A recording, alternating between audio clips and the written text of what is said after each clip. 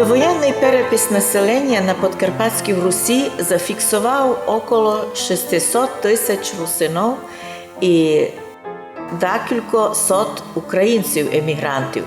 Куди подівалися русини після 1945 і 1991 року, і откіть взялися почти всі жителі Закарпаття, але українці.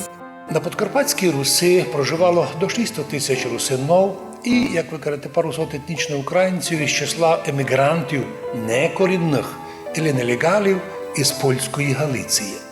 Да, у нас була групка політичних українців із місцевих русинов, того з Рахівського району. Но а во времена СССР совєтсько-українські комуністи запретили русинську національність і стали тисячами переселяти в Закарпаття комуністів, партійних людей, етнічних українців і росіян. Не шкодуємо, але фіксуємо факт. Виділяли їм в першу чергу квартири, престижну роботу, школа, вчителі, журналістика, служащі, керівники підприємств, землю виділяли, дачі. І от перепись в Україні показала, що 500 000 русинів взагалі не замічено в переписі. І цим служилися доказательства про злочини совєтсько-українських властей, до сих пор не ісправлених і ними нарушені прав русинов і донині.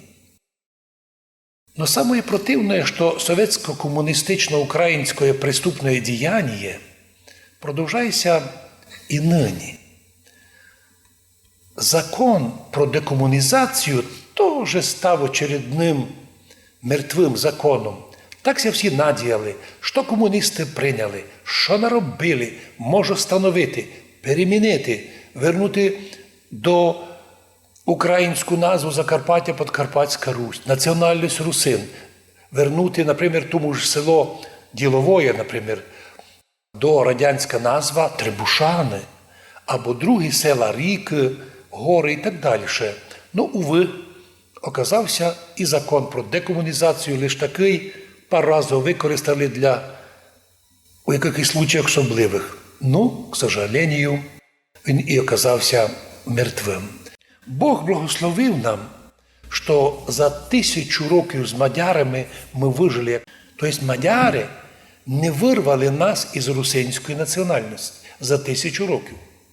Во время Чехословакії також русини не лише получили право бути русинами, создали свою національну державу, Національну республіку Русино-Подкарпатська Русь. Ну, а греко-католики свої, а православні русини создали свою національну Карпато-Русинську, Карпато-Руську православну церкву Сербського патріархата. Но коли прийшов Совєтський Союз, то, що не доробили агентура німецька в 1939 році із нелегалами, коли хотіли зарвати, перетворити Сойм Подкарпатської Руси і змінити назву на Карпатську Україну, що їм це не вдало, то що не добили, не доділи русинов мадяри з німцями, ото все добили українські комуністи. Прийшов час, ми так голосували красно за Україну. І сьогодні ми стоїмо горов за цю державу. Це наша держава. Це не держава СБУ, або прокурора, або судді, або якогось вуличного бродяги-патріота. Це держава русинов.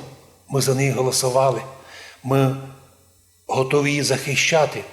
Но з удивленням дивимося, як некі люди в цьому світі сказали, а вас не є. Да, ви голосували, ви в переписі голосів, коли сте голосували за Україну, ви єсте. Но як народ з правом на самовизначення не єсте, не маєте права називатися не русини. А ще тепер пішла нова волна. Грубо вмішалася влада у релігію, і тепер ще повіла православним русинам у Закарпаттю. Ваша настояща віра українська турецького походження. Простіть, в Закарпаттю ніколи не було української церкви.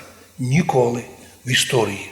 Тільки з 91-го року, коли ми вийшли із сербського патріархата, православні Закарпаття, вийшли в состав Руської церкви з 91-го Українську церкву, впервые ми стали частю Української православної церкви, но котра, що її достоинство ніколи нам не мішало, не в тому, щоб ми користували церковно-славянським язиком, русинським язиком, проповіді по-русинськи, традиції наші не мішали нам. А от конфесія турецького походження буде і хоче все ламати. Тож захищаємо тепер уже не тільки свою національність. На цьому, чистовані русини, наша передача завершена. Будьте здорові!